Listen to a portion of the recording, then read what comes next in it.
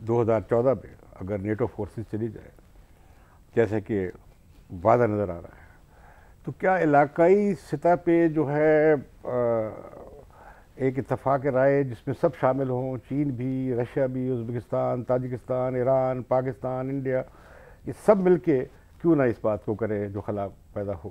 क्या बेहतर नहीं होगा वो? देखिए, ये तो पिछली दफ़ा जब खला पैदा हुआ था तो तालिबान आए और उसके साथ सऊदी अरेबिया और पाकिस्तान भी शामिल थे।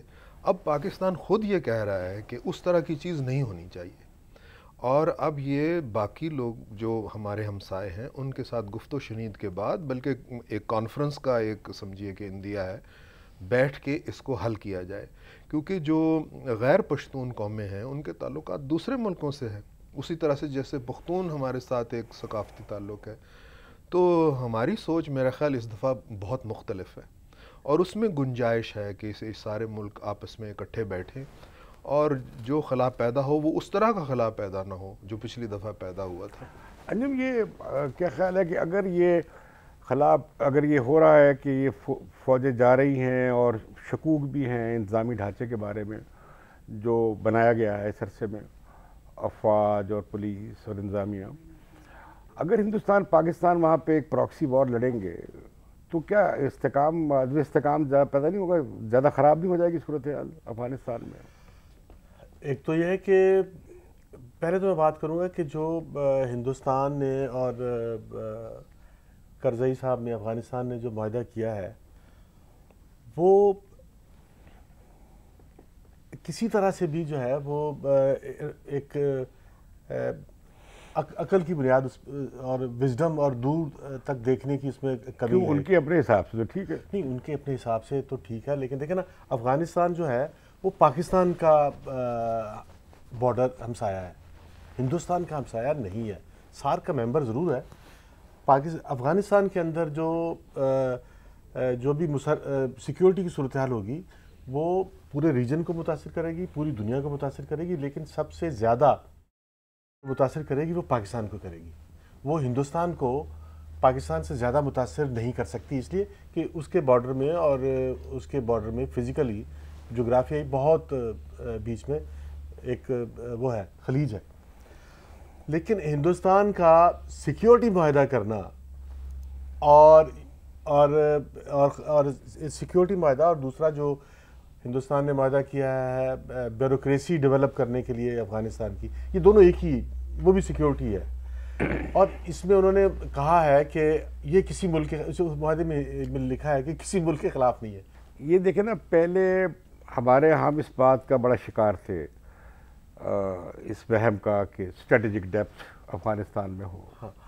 और मैं और आप और बहुत से तजिया निगार कहते थे कि भाई ये तो दलदल है जिसे सोवियत यूनियन नहीं पाट सका, जिसे पूरी मगरिब दुनिया, पूरी इंटरनेशनल कम्युनिटी, मगरिब भी नहीं, वो भी इस दलदल को पाट नहीं सके।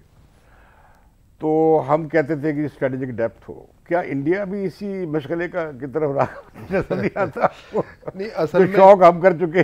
देखिए ना, ये एक दूसरे को जिसको कहते हैं फ्लैंकिंग मूवमेंट, अगर आप दुश्मनी करेंगे तो इस तरह की चीज़ें होती रहेंगी। मसलन हमने सोचा चलो बांग्लादेश में जाके कुछ करते हैं, आसाम उधर से थोड़ा गैर मुस्तहकम है, उन्होंने सोचा इधर करेंगे, बलूचिस्तान में करेंगे। लेकिन आप ये देखें कि दुनिया एक नुक्ते पे आ रही है कि कोई भी मसला यहाँ पर हल नहीं हो सकता अगर हिंदुस्तान और पाकिस्तान के ताल्लुकात बेहतर नहीं होते। अच्छा, आप देखिए सार्क की ऐनक से देखिए तो सारी चीज़ें तो हमने साइन कर रखे हैं। इसका मतलब है सड़क उस तरफ जा रही है कि पाकिस्तान और हिंदुस्तान आपस में मिल बैठें और ये सारे मामलात एक तरह से हल हो जाएं। अच्छा, उसमें से जो चीज़ निकलेगी वो क्या निकलेगी? सिर्फ गैस पाइपलाइन नहीं निकलेंगी, एक तरह से फरावानी होगी ट्रेड के जरिए मुझे तो एक डर है कि जो, जैसे आप सार्क का रोड मैप बता रहे हैं जिसमें हमने आज़ाद तजारती इलाके पे इत्तफाक कर लिया है, कनेक्टिविटी यानी आपस की जो रस्म रसाइल की ताल्लुक़ है उस पर सबमिट हो चुका है और उस पर जोर दे दिया गया है। ये कहा जा रहा है कि रेल और रोड और एयर और इवन समुद्री रास्ते भी खोले जाएं, और इस पे सबका इत्तफाक है। सदर ज़रदारी भी कहते हैं, नवाज शरीफ भी कहते हैं, और अब तो जैसे आप बता रहे हैं कि तिजारत का मायदा हुआ है, उसमें इस्टेब्लिशमेंट भी अब इस बात की कायल है कि ऐसा हो। हम दुनिया भर में मंडियाँ तलाश करते फिर रहे हैं, तो पूरी जनूबी एशिया की और मशरक़ी वस्ती तक की मंडियाँ हमने क्यों बंद की हुई हैं, जबकि तवानाई का बहरान भी है, बिजली नहीं मिल रही, कितने कितने घंटे बिजली गई है। तो मुझे लगता है कि अफ़गानिस्तान ये जो सारा जो पूरी जनूबी एशिया को एक आगे बढ़ाने का बतौर इकोनॉमिक ब्लॉक के, ये उसके रास्ते में रुकावट बन सकता है और उसे स्पॉइल कर सकता है।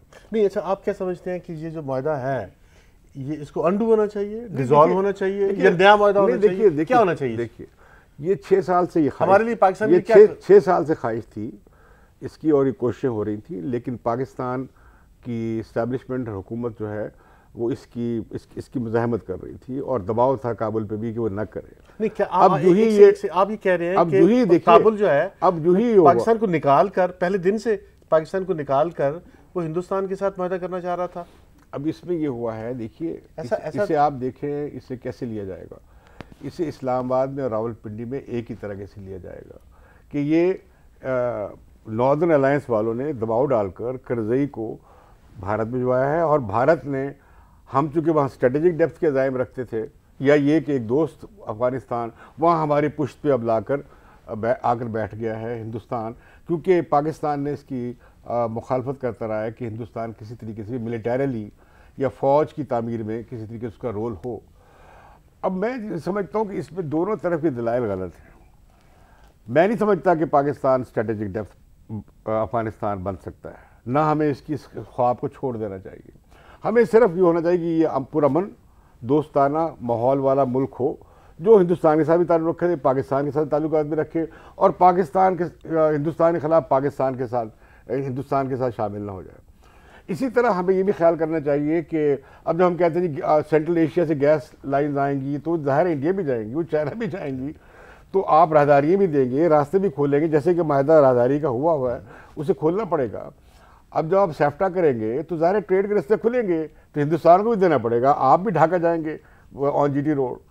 तो मैं समझता हूँ कि ये जो ख्याल है कि हमारी प्रॉक्सी जीतेंगी और इंडिया चाहेगा हमारी प्रॉक्सी जीतेंगी, और ये वहाँ प्रॉक्सी वॉर लड़ेंगे एक दूसरे के खिलाफ, तो ये दोनों मुल्कों के और ख़त्े के और ख़ुद अफ़गानिस्तान के मफाद में नहीं है। ज़रूरी है कि ये सारे ख़त्े के मुल्क बशमुल पाकिस्तान हिंदुस्तान मिलकर अफ़गानिस्तान को मुस्तहकम करने की कोशिश करें, और यकीनन ख़त्े के मुल्क चाहते हैं कि अमेरिका यहाँ से जाए। भाई अगर अमेरिका यहाँ से जाएगा और नेटो जाएंगे, तो आप उस खला को पुर करने के लिए इत्तफ़ाक़ राय तो बनाएं, ज़राए तो इकट्ठे करें। फिर जो आप जो खालिद साहब भी कह रहे थे, आप भी डिस्कस कर रहे थे, फिर तो यह है कि पाकिस्तान और अफ़गानिस्तान के जो दूसरे पड़ोसी ममालिक हैं, इंक्लूडिंग चाइना और रूस। देखिए, इस पर जो रद्दमल हुआ ना अंजुम साहब, इस्लामाबाद से इस पर रद्दमल नहीं आया, क्योंकि वो हंसे होंगे कि कैसे मुमकिन है, पॉसिबल नहीं है ये, और ये हिंदुस्तान को भी पता होगा। तो मैं समझता हूँ कि बजाय इसके कि ये हिंदुस्तान पाकिस्तान एक दूसरे को वहाँ से निकालने की ख्वाहिश की तकमील करें, जिसका माजी में कोई फ़ायदा नहीं हुआ, और अफ़गानिस्तान इसका मुतहम्मल नहीं हो सकता। हमें चाहिए ये कि पाकिस्तान के जो मफाद हैं, ख़त्े के जो मफाद हैं, जो हिंदुस्तान के मफाद हैं, और ईरान के या सेंट्रल एशियन मुल्कों के, उनको पेश नज़र रख के हिंदुस्तान, पाकिस्तान और अफ़गानिस्तान जो है, ये अपनी मौजूदा तंग नज़री से थोड़ा सा उठे और इसमें जो है वो अमेरिका को, चीन को, उज़्बेकिस्तान को और रूस को, सबको मिलाकर, इनको मिला के एक रैशनल और एक अकल की बुनियाद पे डर ये कि जो किया जाए। डर ये है कि जैसे पहले अफगान वार का मलबा गिरा था हम पे, हाँ, अब इसका मलबा भी फिर हम पे गिरेगा, तो फिर क्या होगा? हाँ, उसका वही तरीका है कि ये बड़ी हमें अभी से इसका सोचना चाहिए। इस मसले को जो है वो एक रीजन के तौर पे इसको तय किया जाए, ना कि कोई ज़ाती स्कोर बराबर किया जाए।